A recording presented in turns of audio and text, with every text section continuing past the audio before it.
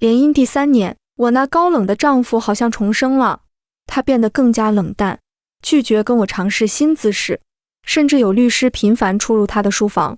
我心领神会，猜测季景亭未来可能是娶到了白月光，识趣地准备好离婚协议。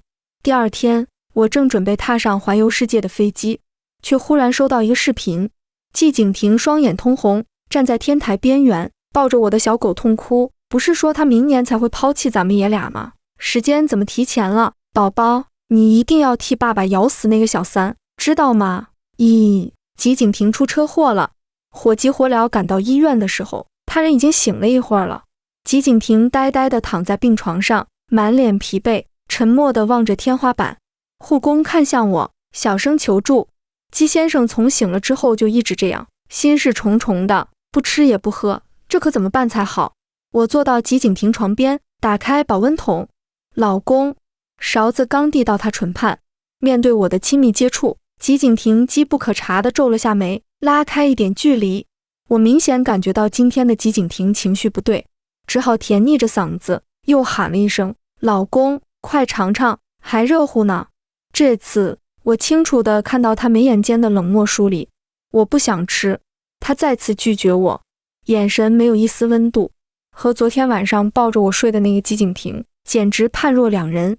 我耐着性子又问了一遍，真不喝？熬了好几个小时的鸡汤，你就尝一口吗？季景亭依旧沉默，他打量我，仿佛在等着看我下一步会做什么。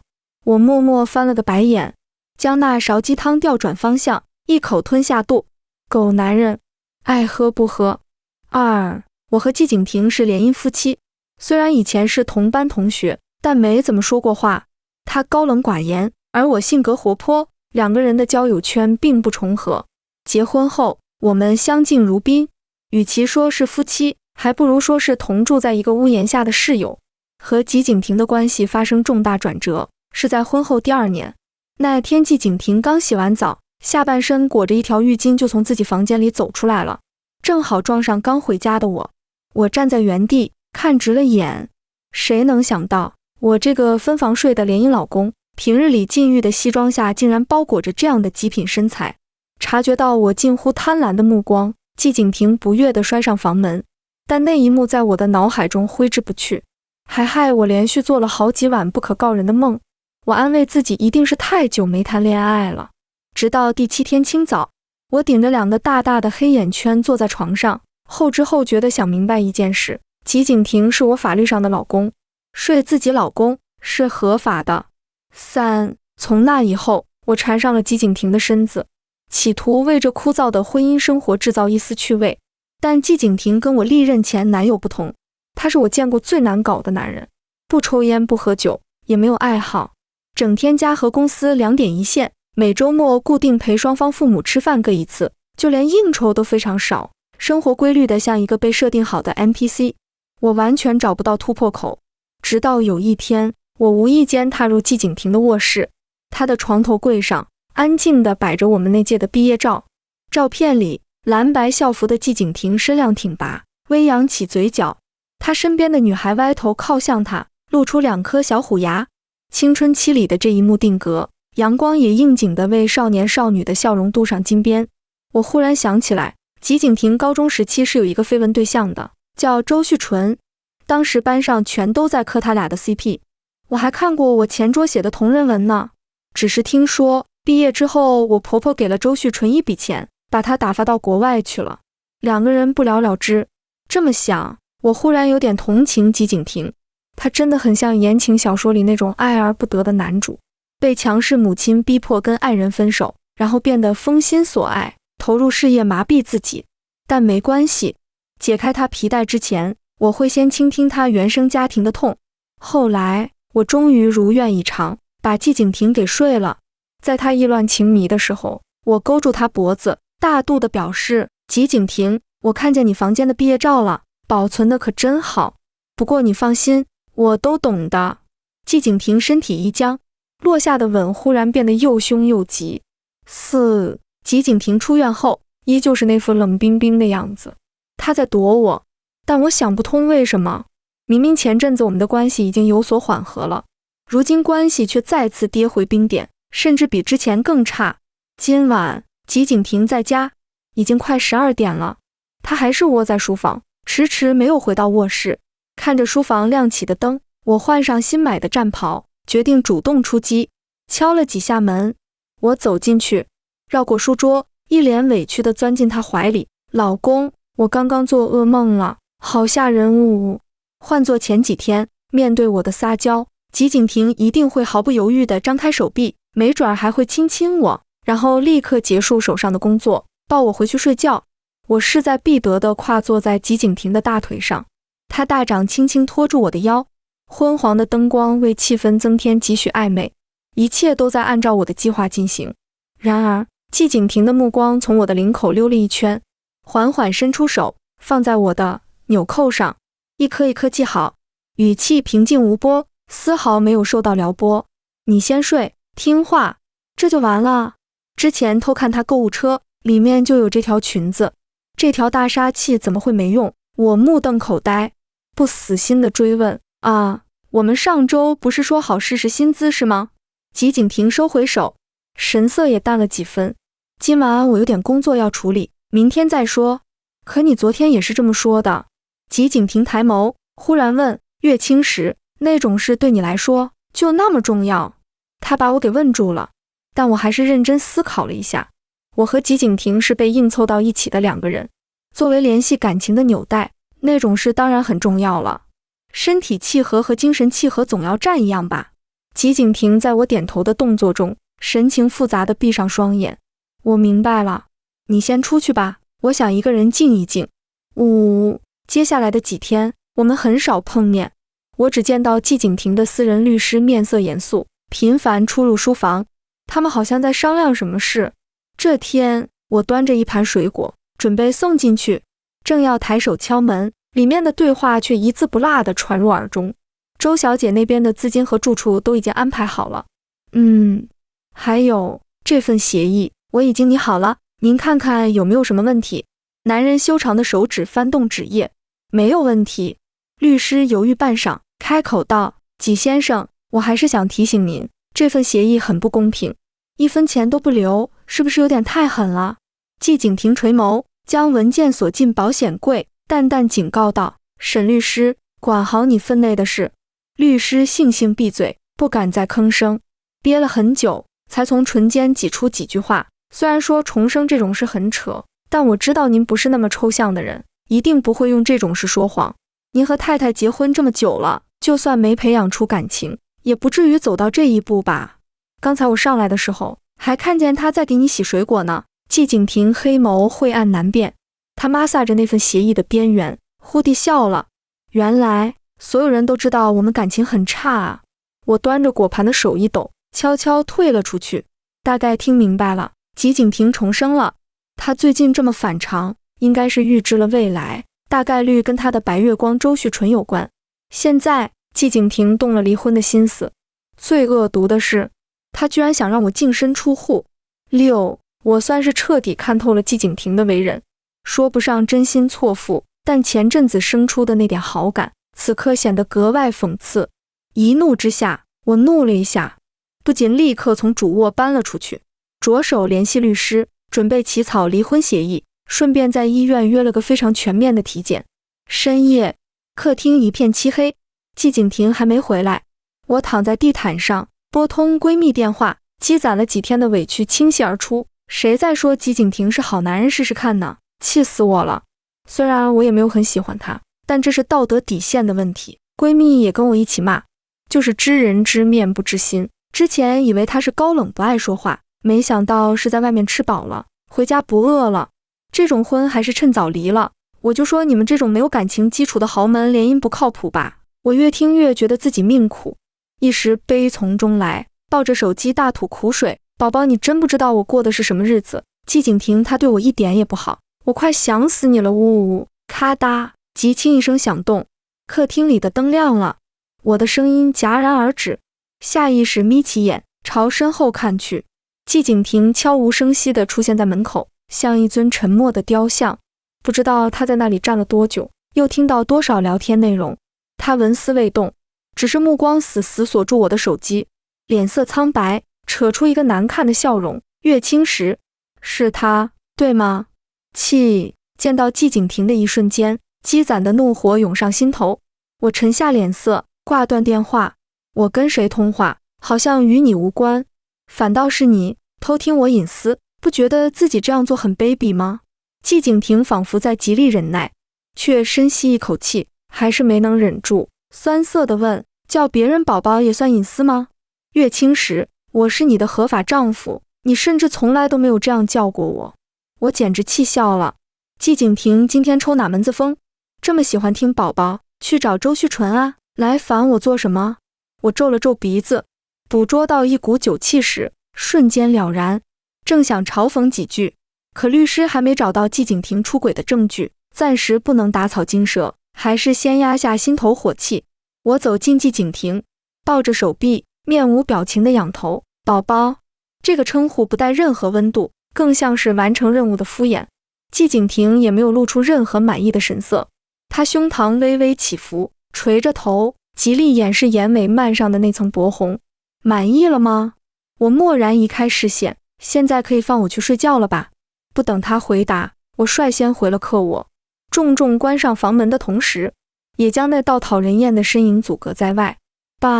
然而我并不知道，直到我沉沉睡去，季景亭依旧僵立在空旷的客厅里，冰凉的月色漫进来，将他孤零零的影子拖得很长。他看着脚下，忽然痛苦地捂住脸，又应验了刚才岳青石冰冷的眉眼，不耐烦的口吻，摔门而去的背影。这几天发生的许多事情，都跟他昏迷时看到的场景重叠在一起，那些记忆混乱，却清晰地指向同一个未来。岳青石很快就会爱上另一个男人。他温柔地对他笑，亲吻他的眉眼，然后毫不留恋地跟自己提出离婚。季景亭飘在空中，急得团团转，都快转出火星了，也没能看清那个男人的脸。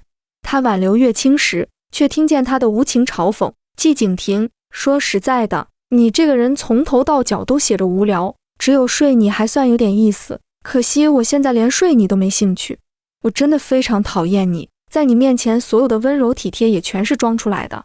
暗恋我10年，现在才知道表白，要我夸你一句忍者吗？你在自我感动什么？你的喜欢真让我想吐。原来这才是他的真实想法。季景亭醒来的第一件事就是拿来纸笔，把所有能想到的可疑对象全都记录下来。结果人名越写越多，足足有10几页。季景亭感觉自己疯了，疑神疑鬼的，看谁都有问题，总觉得全世界男人都在觊觎他的宝贝妻子，甚至因为护工多看了岳青石一眼，第二天就把人给换掉了。那个男人已经出现了吗？他是不是已经对他心动了？不，这怎么能怪岳青石呢？他一定是受到了那个小三的挑唆，才变成那样的，太可恨了！到底是哪个贱人引诱了他？季景亭深呼吸，强迫自己冷静，不能再这样下去了。惹老婆生气，就等于亲手把老婆推进敌人的怀里。距离离婚还有1年的时间，他要努力改变命运。这次跟老婆幸福生活到最后的人，必须是他。很快就到了回季家吃饭的日子。本以为刚吵完架，大家会心照不宣，默认彼此各走各的。可推门出去的时候，我竟然看到季景亭在车边等我。他今天很诡异的没有穿那万年不变的黑白灰，而是换了件亮眼的宝蓝色高领毛衣，发型也精心打理过，露出额头。不得不承认，季景亭个子高，肩宽腿长，穿什么都好看，简直就是行走的衣架。这件毛衣非常适合他，将他漂亮的肩部线条勾勒得一览无余。即便在冷战，我也还是多看了2眼。帅是帅的，但现在正是北方深冬，寒风刺骨，他只穿一件薄毛衣站在外面，这不是有病吗？季景亭捕捉到我的视线，反而被挤挺得更直，微抬下颌，仿佛在刻意展示着什么。我拉开车门，还是没忍住，侧头问，你不冷吗？他带着浓浓的鼻音，喝出一大团白气，不冷。我看着季景亭通红的鼻尖，将信将疑地哦了声。刚弯下腰，季景亭叫住我，老婆。他顿了顿，下定决心说，我以后不穿黑白灰了。我怀疑自己幻听了，维持着刚才的姿势没动。可季景亭还在追问，好像急于得到某种认可。你觉得我这样穿怎么样？见我依旧背对他，那声音更焦虑了。你快说啊，说我这样穿很好看。后视镜里，司机一脸震惊，却紧紧闭起嘴巴，吓得不敢说话。我们两个视线交汇，在对方的眼中看到了同样的惊疑和困惑。他咋了？季景亭这种奇怪的状态一直维持到了家宴。他给我拉开椅子，还坐在我身边不才剥虾，将剔好的鱼肉放进我的碟子，表现比平时更热络。就连婆婆问起我们打算什么时候要孩子，也被他四两拨千斤地挡了回去。然后季景亭偏过头，小声对我说，别有压力，生或不生，什么时候生，决定权永远在你。我表面迎合，心中却拉响警报，越发觉得季景亭在司机和家里人面前假装在乎我，只是为了离婚时维持人设。这种心机男转移起财产来最狠了，他对我越好，我就越要警惕才行。家宴结束，季景亭被他爸叫去书房，我闲来无事，拿着小鸭子模具在院子里玩雪，等季景亭一起回家。正捏得起劲，一双黑色的皮鞋停在视野中，我抬头撞进男人含笑的眼睛。这个陌生男人长相斯文清俊，轮廓跟季景亭有几分相似。他又惊又喜地叫出我的名字，岳青石。下一秒，男人向我伸出手，我叫季家业，是季景亭的弟弟。我恍然记起，好像是有个远房表弟曾经借住在季家，只不过在海外工作，没路过面。哦，你好。我没理会季家业的手，继续低头摆弄我的小雪鸭。他也不恼，蹲下身，饶有兴趣地欣赏我的作品。小月学姐，你真是一点都没变。以前上学的时候你就说过，血要攥紧才会变成冰疙瘩，那样打人更疼。我惊讶地看着他，怎么也不记得自己收编过这么一个小弟。你是跟我一起打架的？不，我是被你误伤，打进医院的。寒风掠过枯枝，发出细小的声响。季家也看着我肩头的落雪。说起来，当年联姻时，我原本也是候选人之一，但我哥把我紧急调遣到了东南亚，说是那边的分公司需要我。他眸光微动，半开玩笑地说，嫂子，要不你下次结婚的时候考虑考虑我吧，反正都是联姻。我也姓季。季家也没再说下去，目光越过我的肩头，笑意淡了。哥。季景亭正笔挺地站在那里，臂弯里搭着我望在客厅的羊绒披肩。下一瞬，季景亭大步走过来，抖开披肩将我裹紧，随后挡在我身前。他从上至下打量着这个年轻的弟弟，仿佛终于发现目标，眼中迸射出怨毒的火焰。好啊，差点把你小子给忘了。季景亭一整个应激的状态，大声辱骂，你在做什么？光天化日勾引自己的嫂子，季家业，你他妈的要不要脸？这几句话实在是粗鲁，毫无风度可言，甚至不像是季景亭能说出来的话。季家也被骂懵了，脸上红白交错，尴尬的傻站着。我就是和他聊了几句天，哥你说话太过分了吧？再说和谁聊天是嫂子的自由，你这种没有安全感的做派，只能说明他不。话音戛然而止，季景亭温和地笑着，周身却透出一股扭曲而阴森的压迫感。他不怎么样。季家业，你刚才想说什么？季家业不敢回嘴，只能愤怒又不甘地跟季景亭对视。可季景亭仍处于盛怒之中，骂的那叫一个口不择言。贱人跟你爸一样想当别人小三是吧？我告诉你，如果你真的准备做那种蠢事，我一定会杀了你，然后再拉着你尸体游街示众的。他居高临下地审视季家业，阴沉地放大着每一个细节。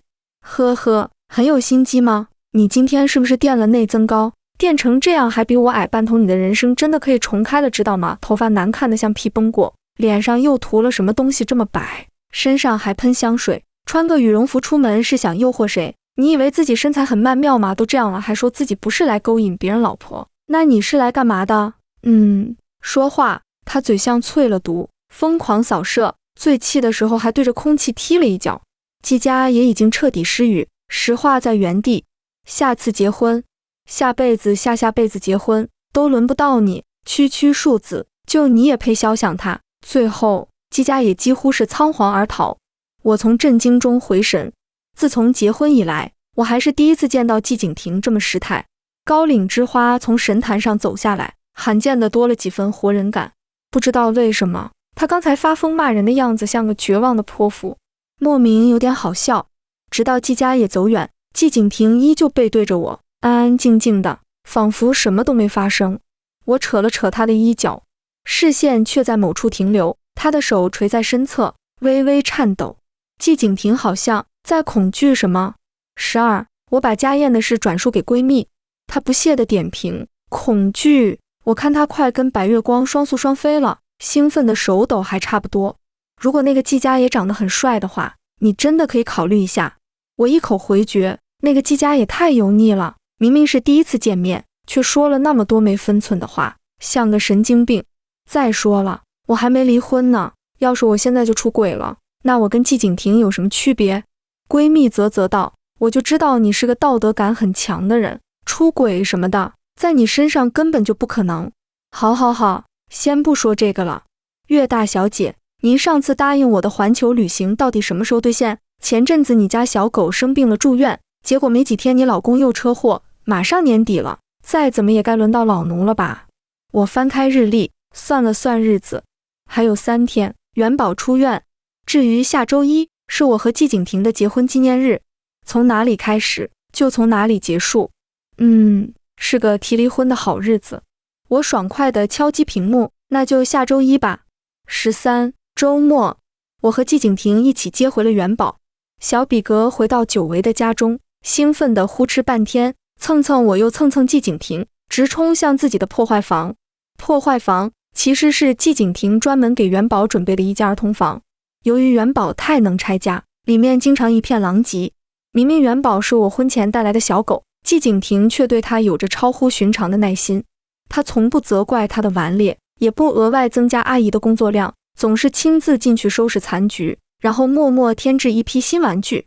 刚结婚那会儿，季景亭意外得知元宝是退役的实验犬，他有一只眼睛是看不见的。因为性格太差，所以迟迟没有人领养，直到我出现。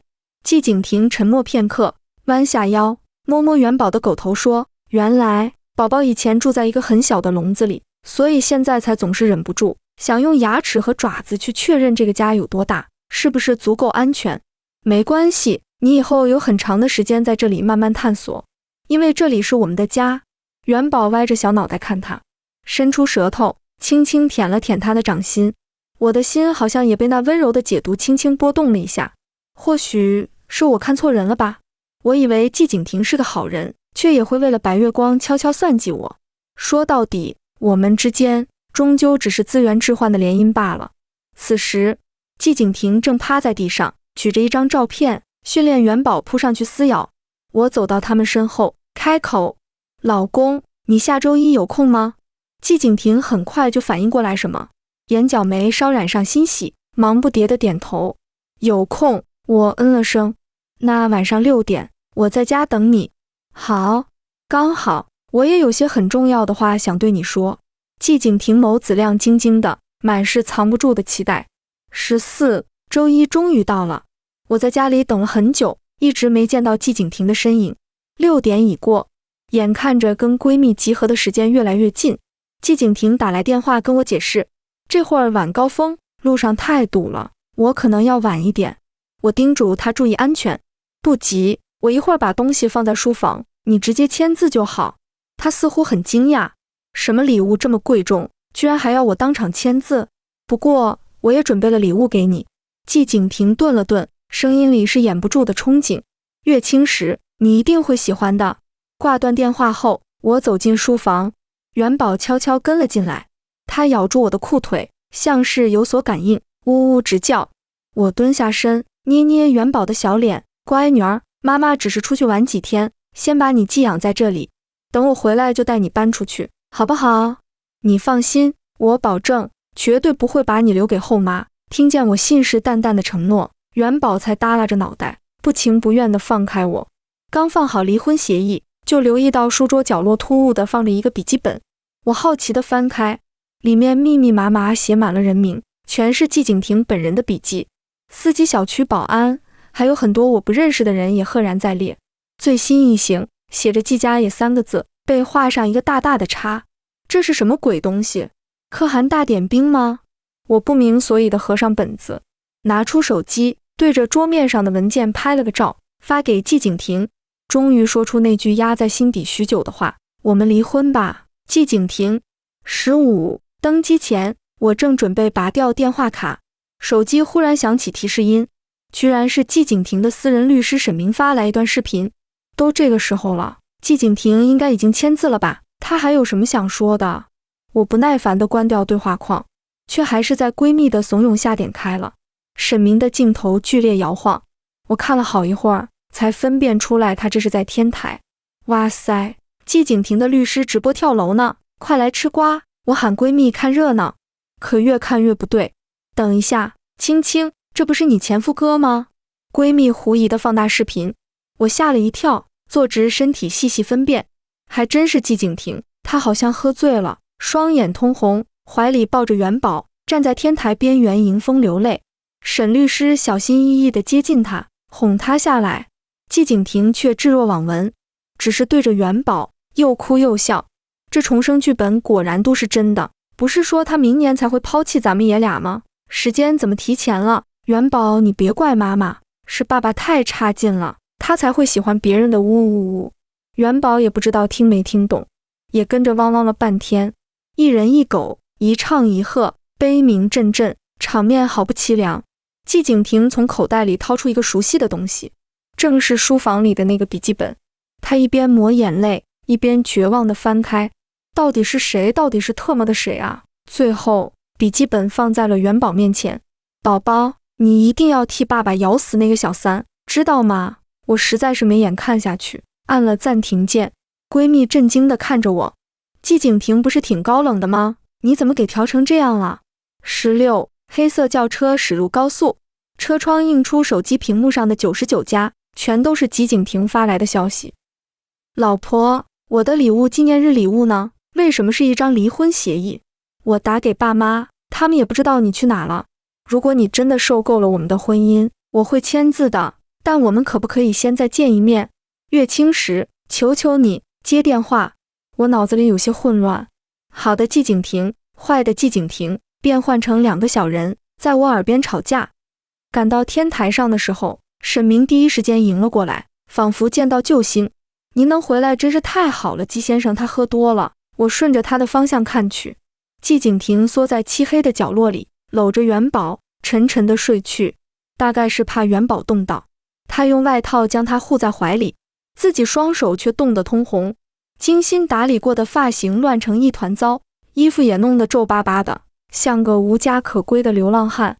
我没好气地白了沈明一眼，你帮他准备离婚协议的时候不是挺能耐的吗？怎么这会儿没辙了？沈明傻眼了。太太，天地良心，季先生什么时候要离婚了？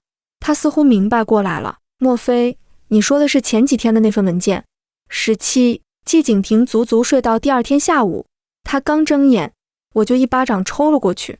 如果你下次还想发疯，别带上我女儿。你知道昨天多危险吗？那一巴掌终于让季景亭有了我在身边的实感。他缓缓转动眼珠，摩挲着我扇过的地方，猛地坐起身，激动地大喊：老婆！下一秒，整个人被他搂进怀里。季景亭小心翼翼地呼吸着，颈窝间忽然传来一点如湿，他肩膀抽动着，强忍着哽咽，说：你终于回来了，我想通了，就算你将来喜欢上别人了，我也不想离婚，只要我是被法律承认的那个就够了。停之停之！我忍无可忍，拉开季景亭，你把话说清楚。看到他眼圈红红的，语气不由自主地软了几分。重生是怎么回事？你和周旭纯是什么关系？沈明的那份文件又是怎么回事？直到日头西沉，季景亭才讲完他在昏迷时看到的一切。他还拿出笔记本，翻到反面，展示了我提离婚时说的话。原来那些我提离婚时说过的话，字字薄情，句句嫌弃。我冷笑着念出上面的文字。季景亭，说实在的，你这个人从头到脚都写着无聊，只有睡你还算有点意思，可惜我现在连睡你都没兴趣，你的喜欢真让我想吐。你连这都要写下来？努力想象了一下那个画面，对于吉景亭来说，应该很残忍。我实在是不明白他为什么这么做。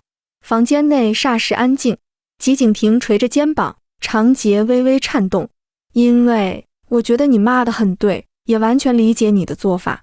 不曾表达的爱就是在自我感动，婚姻是2个人的事，沟通很重要。我怕时间久了会忘记你为什么离开我，忘记自己哪里不好，所以想记下来，努力改正那些缺点。而我也已经在做了。哦，还挺有学习精神的，这一点值得夸奖。吉景亭继续解释，还有周旭纯，他一直是我们家的长期资助对象，我妈妈很欣赏他的上进心，才给了他一笔钱出国深造。前段时间周旭纯博士毕业，进入集团研究院工作，钱和住所都是公司对高层次人才的安置福利，不掺杂我的任何私人感情。我也不知道怎么会被班里同学传成那样，但我和他之间真的什么都没有。吉景亭诚恳地看向我，至于你听到的净身出户，是一份赠与合同，我想将我全部个人财产转到你的名下。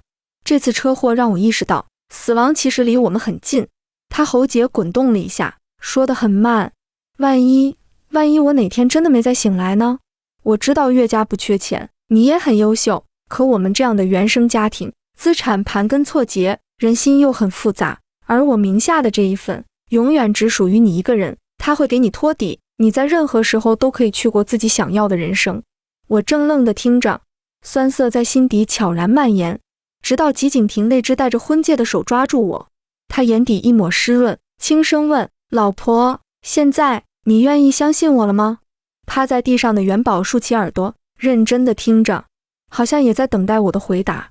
窗外暮色渐沉，温暖的卧室内，昏黄的灯光将我和吉景亭的影子交叠在一起，仿佛会牵绊到岁月的尽头。我听见自己说，吉景亭，我愿意。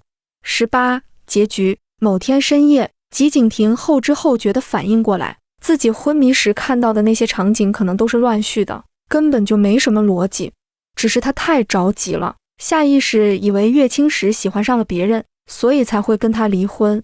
比如这一次，他也还是说了那些狠话，只不过是照着笔记本念出来的，和他看到的场景完全不是一个意思。至于那个被他亲吻的男人，既然看不清脸，那不就是他吗？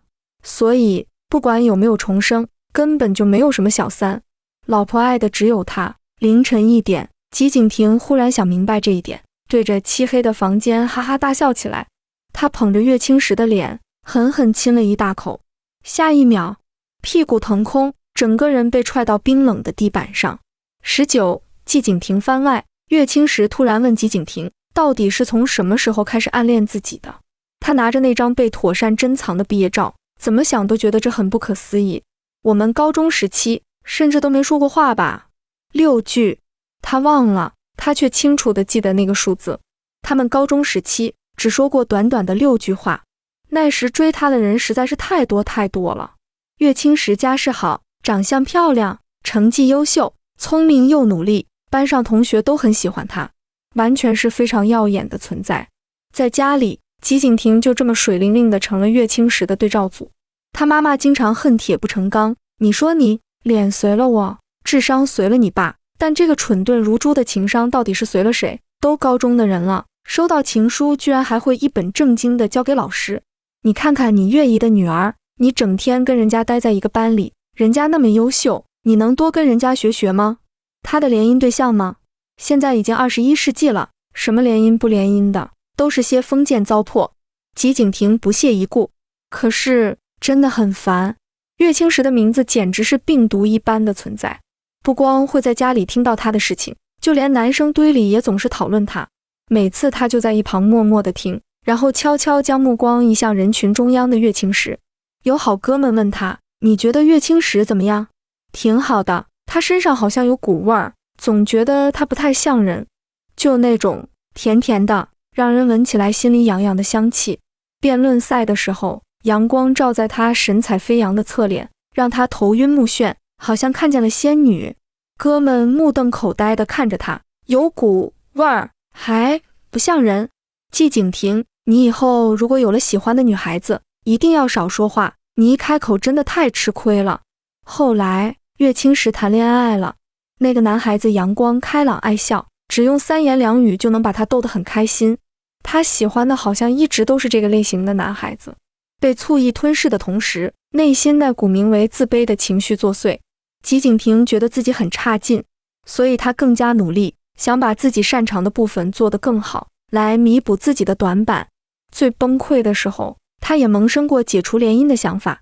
可岳青石得知了这个消息，反而过来主动找他谈判。你为什么想要退婚？你觉得己配不上我吗？没有。吉景平下意识否认，却也讶异于他的直接和坦然。岳青时常清醒，他认为谈恋爱和结婚不是一码事。从某种程度上来说，联姻是家帮他筛选过的对象，少是门当户对，经济上不会委屈自己，所以他同意联姻。既然如此，他想成为那个为吉景平朝着极渴望的标，就这么勇敢地迈出了步。联姻可太好了，他将永远拥护联姻，一次外向换来了终生的幸福。反正以后还有那么多相处的时间，他们会慢慢爱上彼此吗？一定会的吧。结婚前夜，吉景平激动兴奋，根本合不上眼。他开车到新房里，一会摸摸这，一会儿摸摸那。婚戒是婆选的，地毯是老婆选的，窗帘是老婆选的，他也勉强算是婆选的。婆还有只很可爱的小狗，最重要的是，他成了岳青石的丈夫。以后千万不能乱说话，惹婆生气了。他想起岳青石对他说过的第一句话，同学借过。他想起排球赛时，他捧着冠军奖杯，合群女孩又哭又笑，额头上还有未干的晶莹汗水。他想起故意偶遇他时，明明紧张的要死，却还要装作超不经意的样子跟他打招呼。他还想起拍毕业照的时候，他费尽心机拨开很多同学，终于挤到他的后。吉景平睡不着，辗转落泪，在天亮之前把每一个暗恋他的瞬间全部重新记起一遍。